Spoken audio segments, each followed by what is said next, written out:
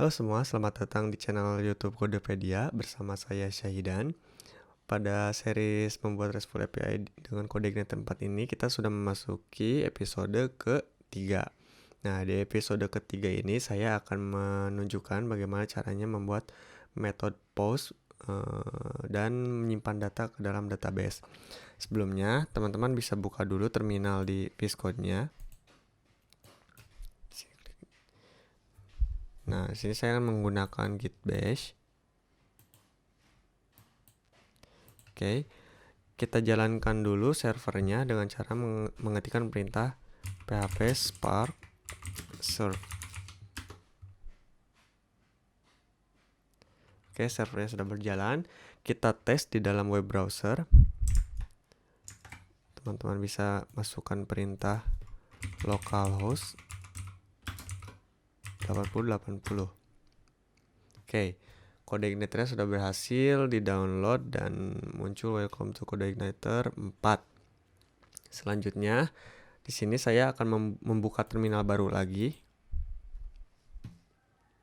Nah, sebelumnya saya akan membuat migration terlebih dahulu untuk membuat tabel database-nya, dimana nanti dengan migration ini kita nggak perlu lagi bikin tabel secara manual di dalam phpMyAdmin atau di MySQL-nya gitu ya, dan field-fieldnya juga akan otomatis tergenerate, sehingga kalau misalnya nanti kita akan memindahkan aplikasi ini pada server yang berbeda akan lebih mudah gitu.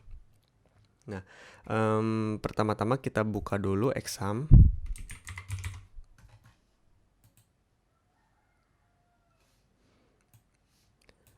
Kita aktifkan Apache dan MySQL-nya. Selanjutnya kita buka web browser dan pergi ke phpMyAdmin.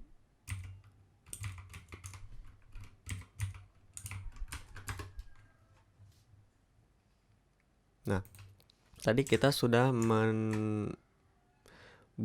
database bernama Codepedia Mart. Kita samakan untuk di phpMyAdmin-nya. Kita buat database baru dengan nama Codepedia Mart. Kita klik create. Oke.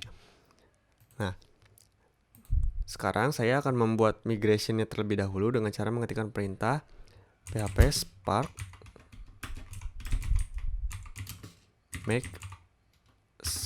php spark migration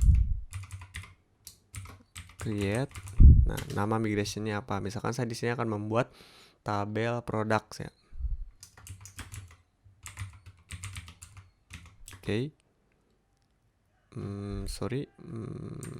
PHP Spark. Oh ya, sorry. Migrate di sini. Create. Selanjutnya klik enter. Oke. Nah, hasil generate migration tadi akan muncul di dalam folder app. Selanjutnya masuk ke database.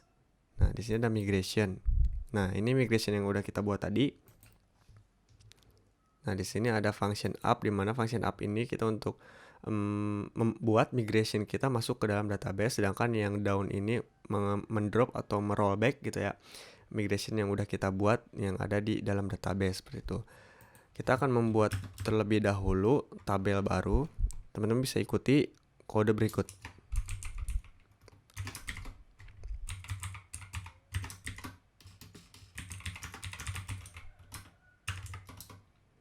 Field. Kita tambahkan titik koma terlebih dahulu.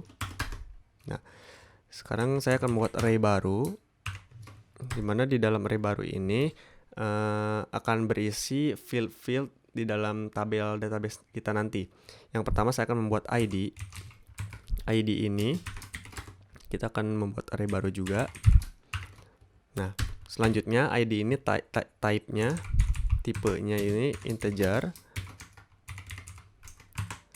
Selanjutnya constraint-nya atau panjangnya. Misal di sini 20 misal. Selanjutnya auto increment.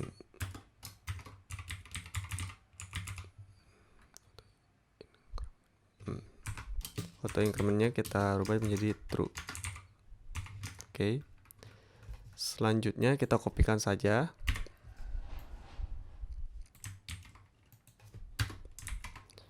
Selanjutnya nama produk atau product name. Tipenya varchar.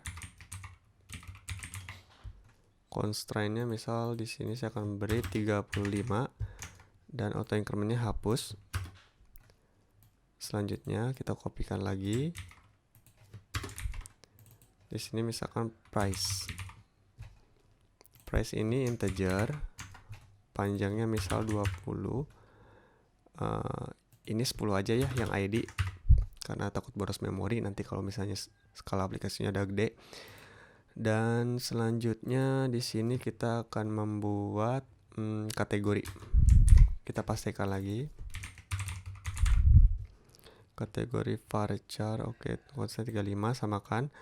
Dan yang terakhir kita akan membuat created add dengan tipenya datetime dan defaultnya current timestamp. Sorry, datetime. Oh, ini saya lupa di dalam kutip ya.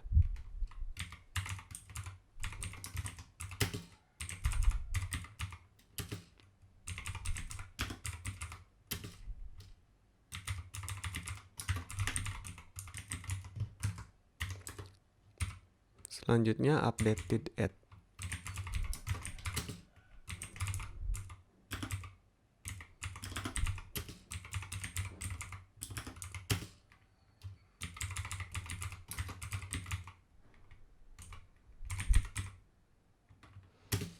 Nah, di sini kita tambahkan on update. On update-nya current timestamp. Oke, sudah selesai. Selanjutnya di sini saya akan menjadikan ID ini sebagai primary key. Teman-teman bisa masukkan perintahnya di bawah sini.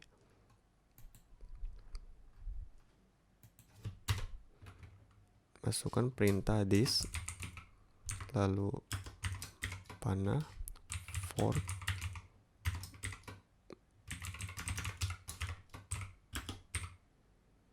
add key. Di sini namanya, nama filenya ID.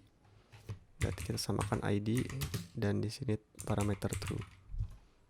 Titik koma, kita kopikan saja yang ini. This for, di sini kita membuat tabelnya. Create table. Oke.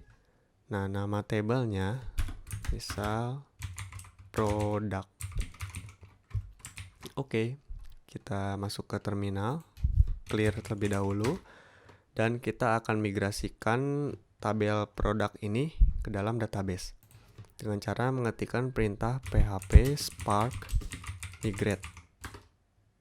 Oke, proses migrasinya sudah berhasil. Sekarang kita cek di dalam phpMyAdmin-nya. Nah, di dalam database Codepedia Mart, nah sudah ada tabel produk dengan field ID, product name, price, kategori, created add, dan updated add. Sudah sesuai dengan yang kita buat tadi.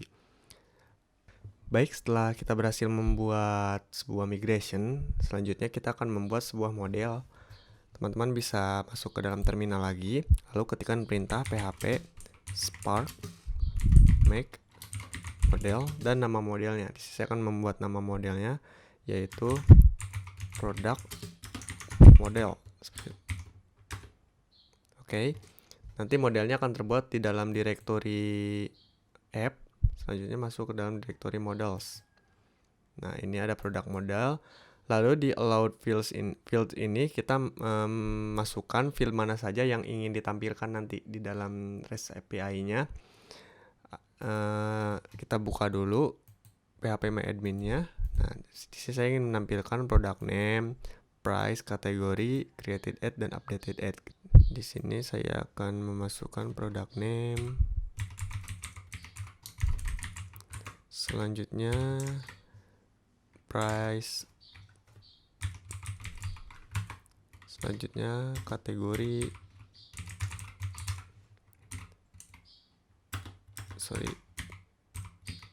Created add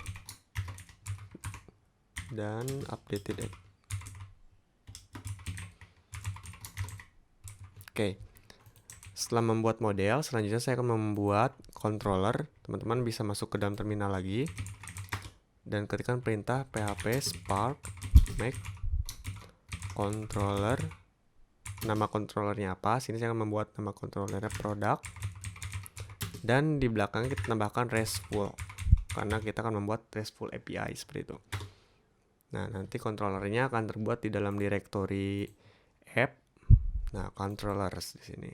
Nah, ada product. Nah, di sini kita tidak membutuhkan function yang telah otomatis telah di-generate ya. Kita hapus saja. Nah, kita sisakan yang index di sini ya. Nah, misal di sini saya akan mereturn sebuah nilai untuk mencobanya.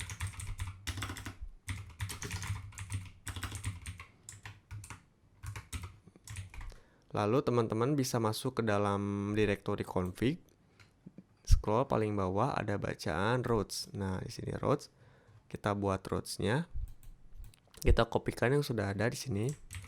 Routes. Nah, metodenya get karena kita akan mendapatkan nilai hello world tadi ya yang ada di controller product. Nah, di sini. Selanjutnya urutannya di sini kita masukkan nama kelasnya. Tadi nama kelasnya product. Nah, ini nama kelasnya product. Selanjutnya nama functionnya index. Sudah index. Dan kita coba lagi di web browser. Oh iya, endpointnya ya. Kita masukkan namanya product misal. Ya. Nanti dia akan menampilkan hello world harusnya. Oke, berhasil berarti controller berhasil menampilkan kembalian hello world.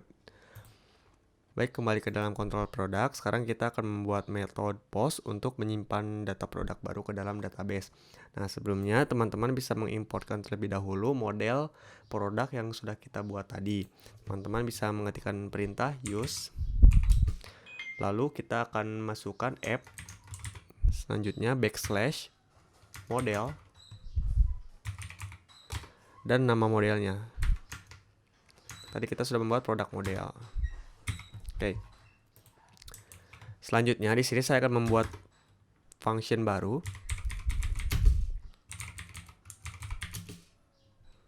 Misal nama functionnya post product.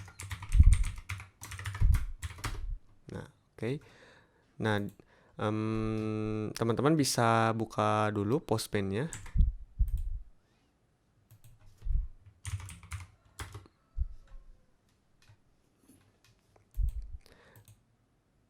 Jadi nanti di dalam post ini kita akan mengambil request dalam bentuk JSON. Seperti itu. Nah, sambil menunggu postman-nya selesai dibuka, kita akan membuat variabel baru dulu di dalam array. Misalkan saya membuat array payload. Selanjutnya di dalam array payload ini akan berisi product name. Selanjutnya masukkan this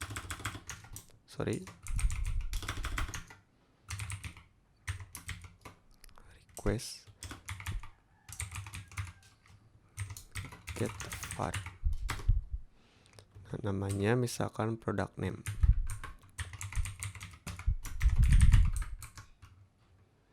Selanjutnya kita kopikan.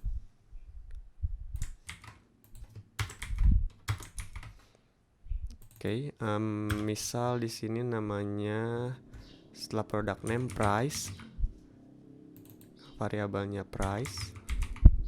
Selanjutnya ada, saya lupa, kita lihat dulu ke database. Kategori. Selanjutnya kategori.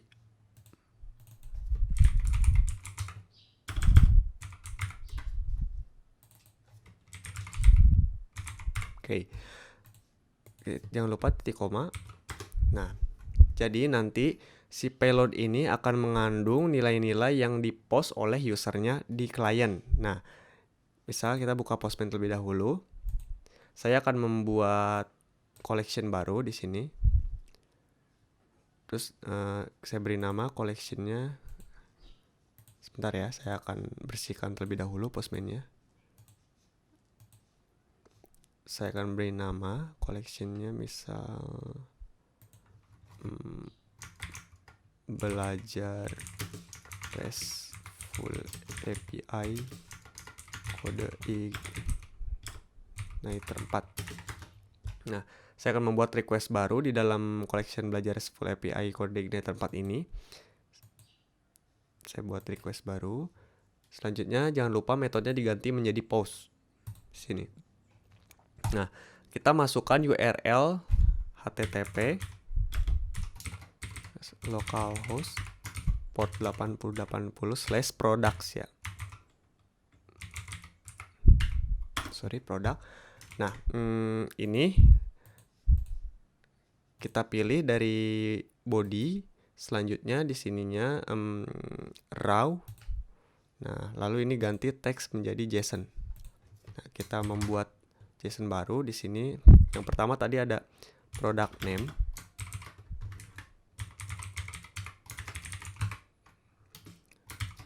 Misal sabun mandi.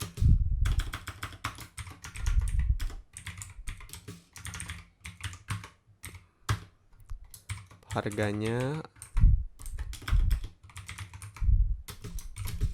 misal 5.000. Dan kategorinya sabun mandi apa ya? Misal toilet lah mungkin. Nah, dari JSON ini kita sudah membuat payload yang nantinya akan dikirim ke dalam metode ini post product. Namun sebelumnya kita akan membuat roots-nya terlebih dahulu. Kita kopikan. Nah, metode get ini kita ganti menjadi post. Selanjutnya ini jadi product. Dan di dalam function post product. Oke.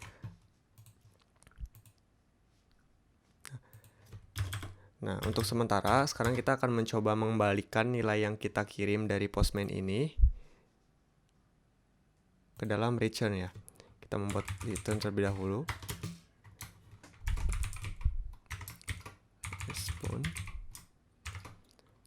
Dan masukkan variabel payloadnya dengan status kode 200 atau sukses. Seperti itu. Kita kembali ke Postman. Nah, jika nanti kita mengirim post ini, payload ini, maka akan mendapatkan kembalian ini lagi. Karena kita di sini mereturn nilai yang ada di dalam payload ini. Nah, usahakan product name ini sesuai dengan nama field di database teman-teman, di tabel database teman-teman. Dan selanjutnya get var ini dia akan mengambil variabel dari sini nih, product name, price, kategori, seperti itu. Jadi disesuaikan ya. Oke, kita akan mencoba send. Nah, dia akan mengembalikan nilai-nilai yang kita kirim, seperti itu. Nah, untuk selanjutnya, nilai-nilai yang kita kirim ini akan disimpan ke dalam database. Sebelum kita membuat fungsi untuk menyimpannya, kita akan membuat respon dulu agar rapih gitu ya. Di dalam array misal oke, true. Selanjutnya status message misal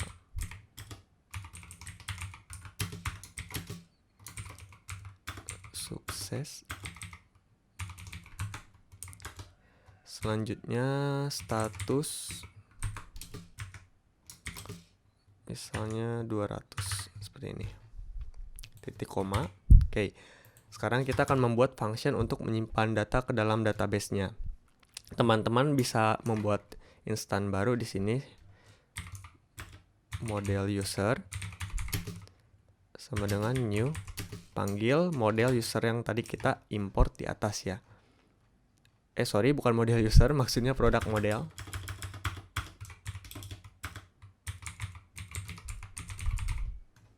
New, di sini masukkan product model.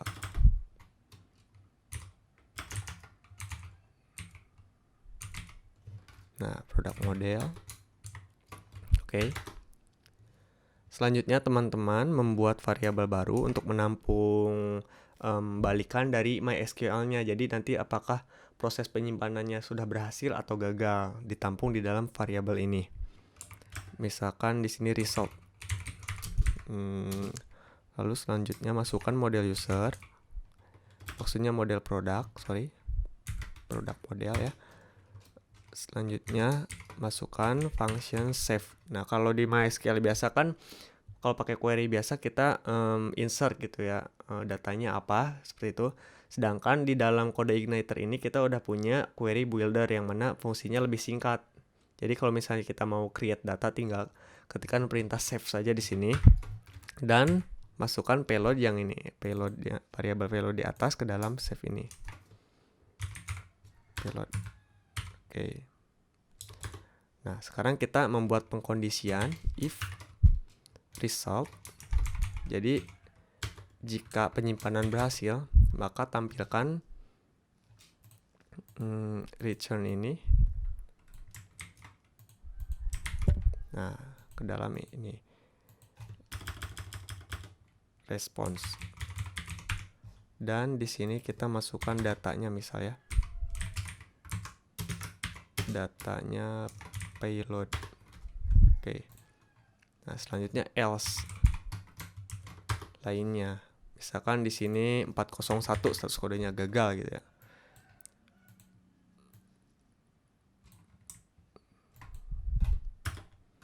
Return payload gagal.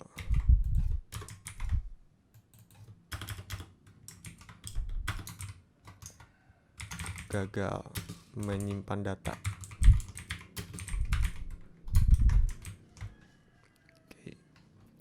Oke, sekarang kita coba di Postman lagi. Kita send. Nah, oke. Message-nya sukses, statusnya 200, datanya berhasil disimpan ya. Kita cek di dalam database. Teman-teman bisa pergi ke PHPMyAdmin lagi. Kita refresh. Data berhasil disimpan. ID-nya 1, product name-nya sabun mandi, price-nya 5.000 dan kategorinya toilet, seperti itu. Mungkin untuk episode create data atau post data ini sudah cukup di episode 3. Untuk selanjutnya kita akan membuat metode get semua data ya. Jadi nanti teman-teman bisa tambahkan dulu beberapa data di dalam metode ini, di dalam Postman-nya gitu ya, agar nanti saat di get itu datanya lebih banyak gitu ya. Oke, terima kasih. Mohon maaf apabila dalam video ini banyak kekurangan. Sampai jumpa di episode selanjutnya. Good luck.